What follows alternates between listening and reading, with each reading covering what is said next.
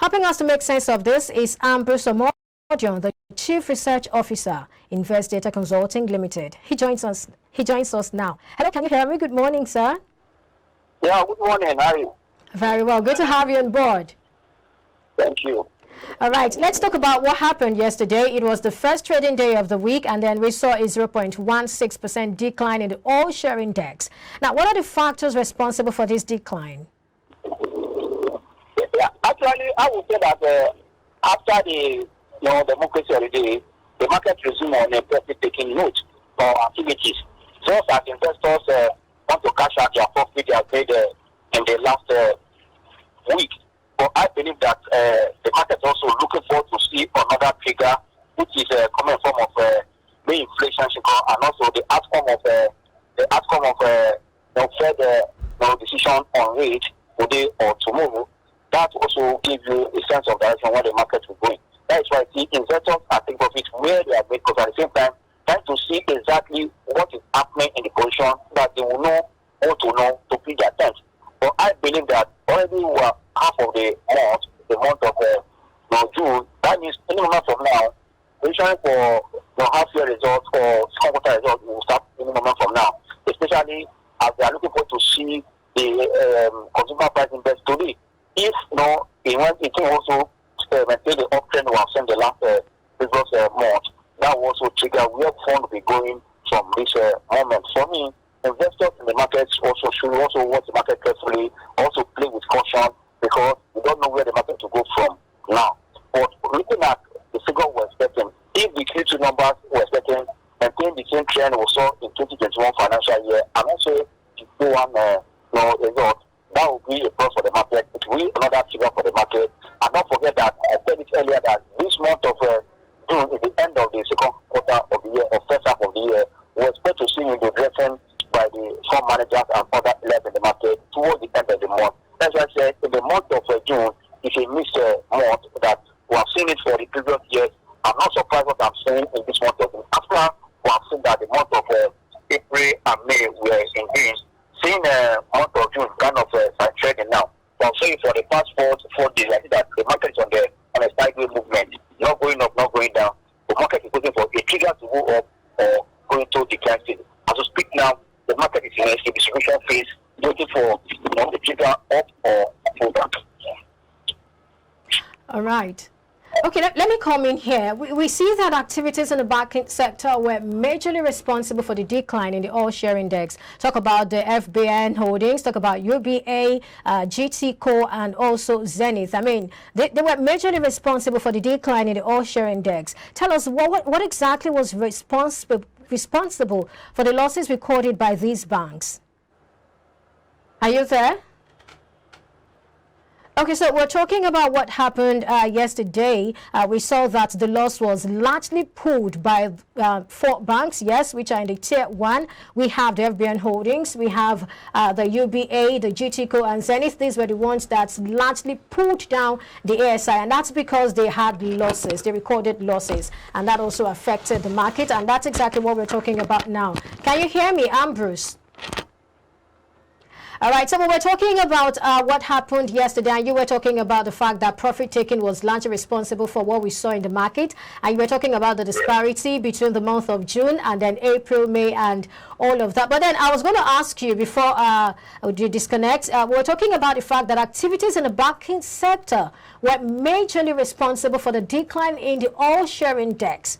Now the question is, what was responsible for the losses recorded by these banks? We have the UBA, we have the FBN Holdings, we have GTCO, and then we have Zenith. These were the 4 banks. Yeah, I would say for me, the price correction of adjustment of profit taking in the banking sector, for me, is creating an opportunity for design investors to enter at a lower price. Don't forget that if you look at the issue of Nigeria market, the sector that pays most interim dividends is the banking sector. And as we speak now, today is the most significant day of the month of June. I can see those stocks also adjusting now. For me, it's a plus for investors to know that that is where it will also be their trend because of the interim dividends that will come from that sector. If you look at the first-tier banks there in that sector, I will tell you that that UTB, Village Bank, and Access Bank, and UBA, they are the ones that are really, into credit dividend. On this note, if they are declining, it makes it more attractive, and for me, the dividend yield from the credit dividend become higher as you attract investors to meet the world in banking sector. And also, if you look at our banks, across the group, I'll tell you most of our bank stocks are the most cheapest stocks in Africa and also in the world, because of what most of them are selling below their book value. And at the same time, with the increase we see that was adjusted in terms of NPL, it's a plus for the banking sector.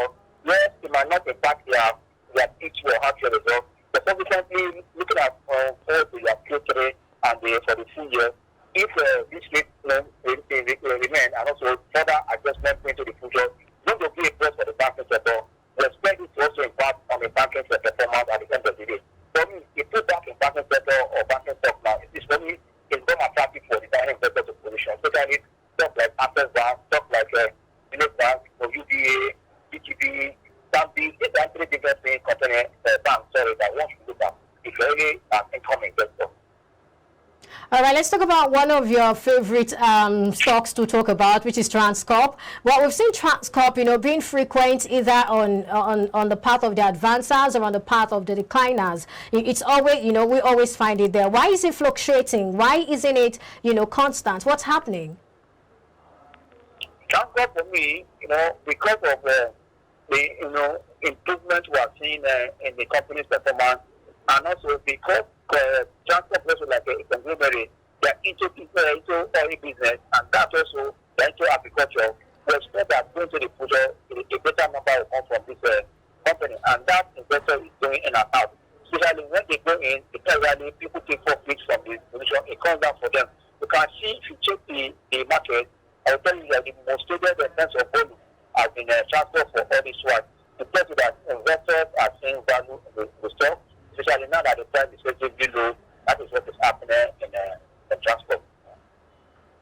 All right, thank you for that explanation. Now, talking about the advancers chart, we have Len Africa leading the advancers chart by 9.7%, and that was followed closely by Suno Assurance, 9.4%, and then we had WAPIC yesterday with 5.0%. Tell us the sentiment behind this rally.